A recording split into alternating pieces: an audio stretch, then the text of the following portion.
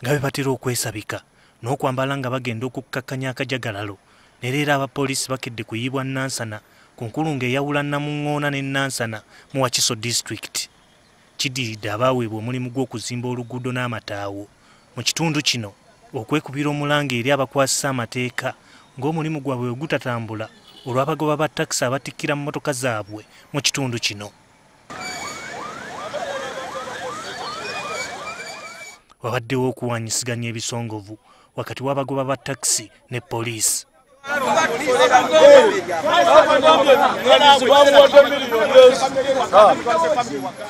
Gye biggweeredde nga poliisi eriko beegombyemu obwala.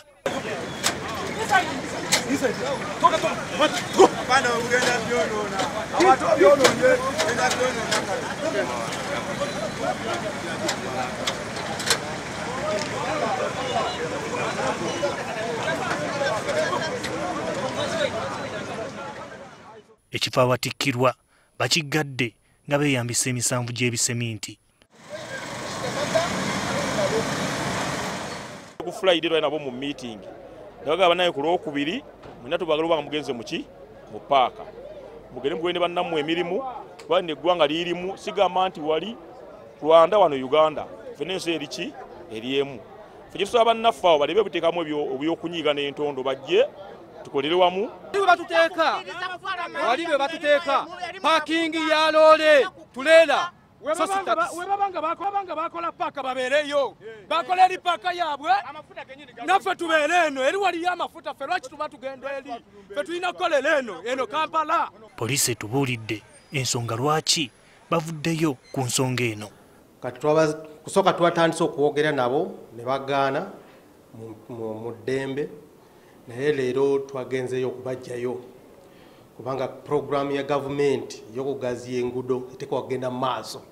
Wabula abagoba ba takisi baweza okufa n'obutanyagwa okudda mu kifo we bagobeddwa.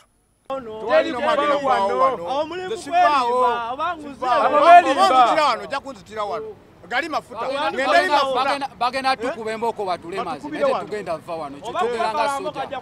Ffenaffe tujja kubeerawo tulabe oba bajja kuvaawo oba tebajja kuvaawo. Weetuli mirimu gyaffe yeyo tujja kubeerawo awo paka tulaba nti programu ya gavumenti y'okuzimba enguudo egenda mu maaso.